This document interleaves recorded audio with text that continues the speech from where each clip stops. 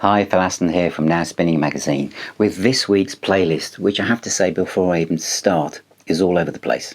It's not as well ordered or organised as I normally am, and that's for a variety of reasons, because I've got quite a few things I want to review. Some things have happened as well that I've integrated into my playlist, and as usual, I seem to be becoming more varied in the kind of things that I'm dipping in and out of. So it's not a specific year this week. It's all over the place. So what am I listening to? You may have already seen my tribute to Gary Wright. So obviously I'm playing some Spooky Tooth with Spooky 2 and also Dreamweaver as well.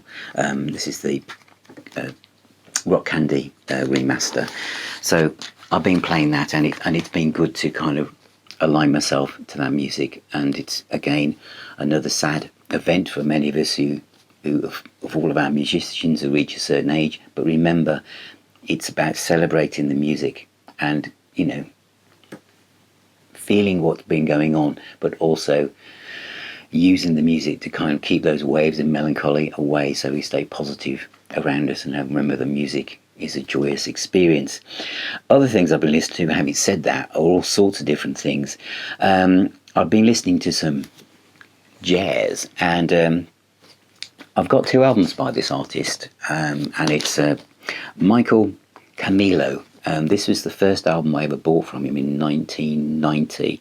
It's basically piano, jazz piano. There's bass and drums. It's wonderful stuff.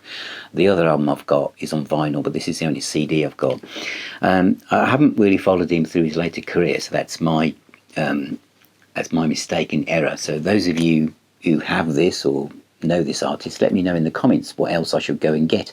But I bought this album and the one that followed it, and I really like it. And yes, sometimes it's been background music when I've been doing other work, but it's great to just sit down on a Sunday morning because it kind of lends itself to Sunday morning and a cup of coffee, as some jazz does, doesn't it? It's all those coffee shops with it playing in the background. But Michel Camilo, and the album was called On the Other Hand. Great stuff. I've also been listening to some Bob Seger, and I've gone back to 1974 with the album, is it? Yes, 1974, and the album 7. I love early Bob Seger, and this one especially, because it has Get Out of Denver on it, which was covered by Eddie and the Hot Rods, which is kind of a punky band in the UK, for those of you who know. But it's great. Need You, long song coming. School Teacher, it's a great song. Cross of Gold, UMC, Upper Middle Class, In a Lot of Flaws, 20 Years From Now, All Your Love, 1974. Bob, or rather, Bob's manager. Are you watching? Unlikely, but you never know. If there's a box set that's really needed, that people around the world will go, oh wow, it's the Bob Seger one, isn't it? It's the Bob Seger albums collection. Please, and so many of these are out of print or hard to find. Other things that I'm playing, and I can't talk too much about it because I haven't gone through it yet, is Deacon Blue, I think it's 14 CD career retrospective, which I'm diving through at the moment. I'm also going through a bit of a kind of newer prog metal period as well this week. So Katatonia, Dethroned, has been played, and this is the media book with the 5.1 surround sound of the album as well. This is melancholy. I have to say, a Dethroned and Uncrowned, yeah, that's a melancholy rock album. I have to say it is. SOEN, Imperial. This has made my lists before. Absolutely brilliant. If you don't know SOEN, you should, and this is a great place to start. Imperial, brilliant, really intricate, emotional, angst-driven prog. Great stuff. Staying with angst-driven prog, but two sides of the same coin, Opeth. I should probably do a separate review of this because it's got a nice little book. This is Deliverance and Damnation. Now, Damnation is one of the best albums in the world. It's also the doorway into Opeth if you're one of these people that think that Opeth isn't for you because you think it's all growly vocals.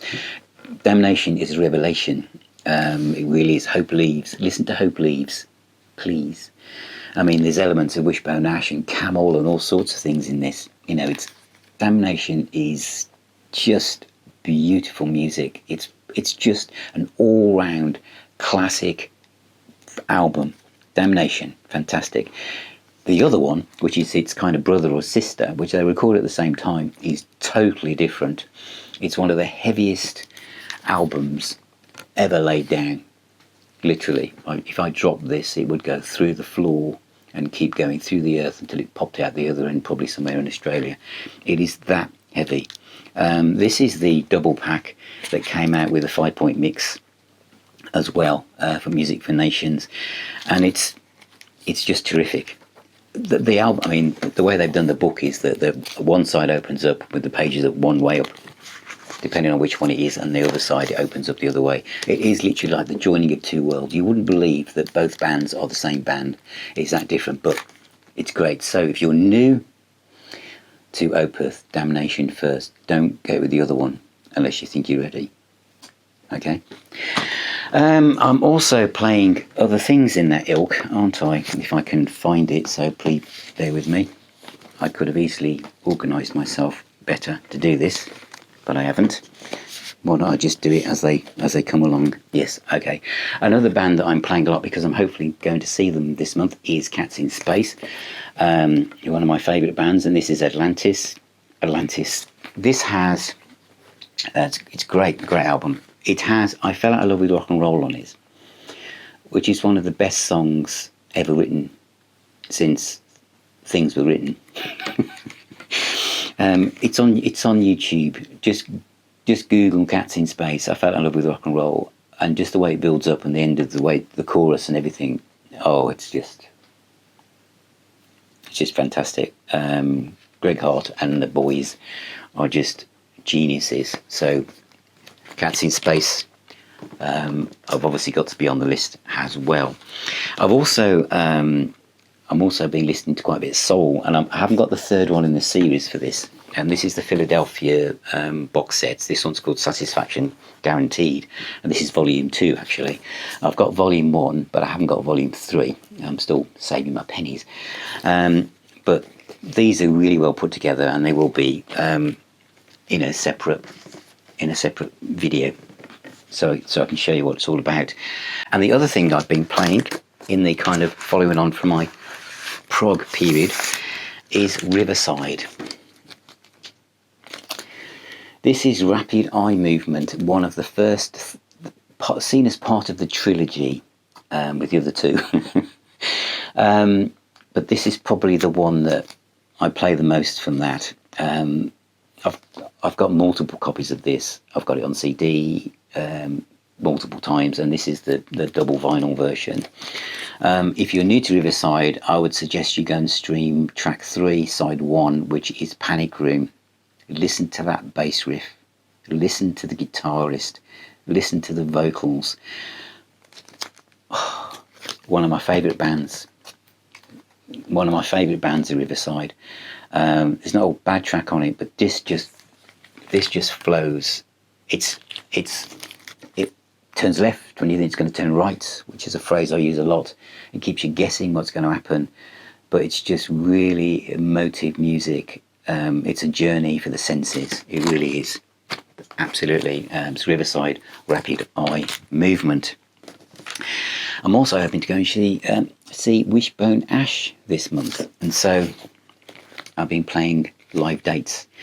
I've got multiple copies of this as well, but I thought just for the nostalgia element, I'll play my crackly, well-loved vinyl version.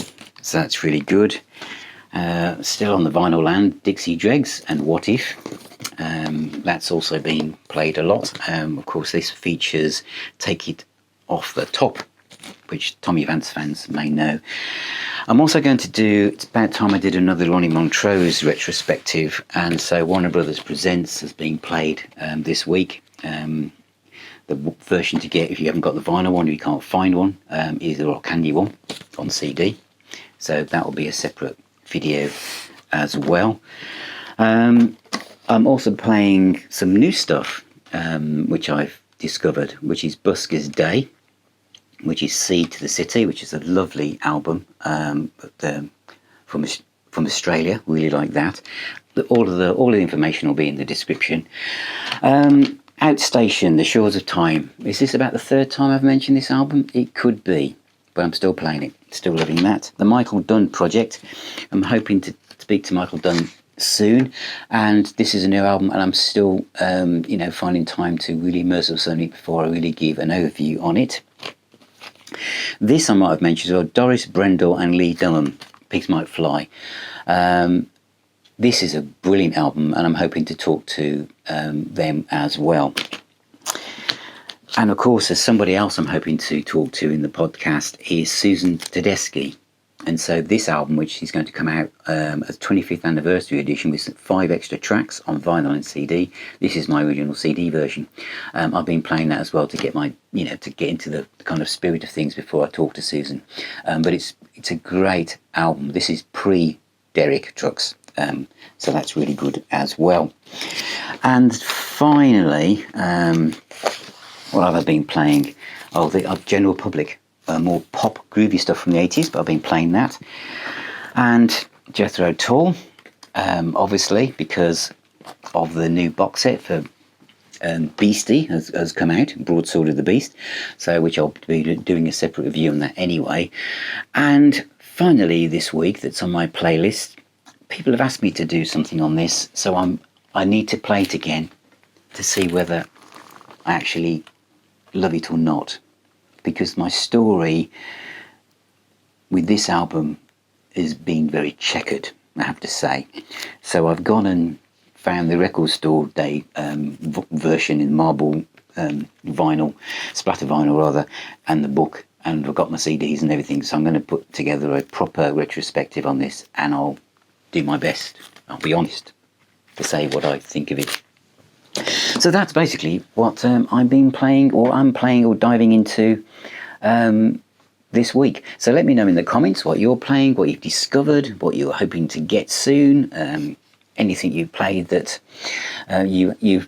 I must pause because there's one just beneath me that I forgot about, and this is an artist that I'll do a ranking video on this guy. I think this is Southside Johnny and the Asbury Jukes.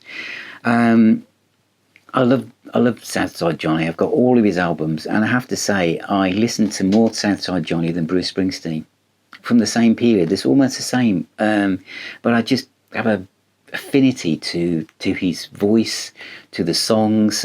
He does a lot of Bruce songs, and this is the New Jersey collection, which is a 3 CD set, and this is something I really find, again, I love music that lifts my spirits and makes me feel bouncy and positive, and Southside Johnny always does that.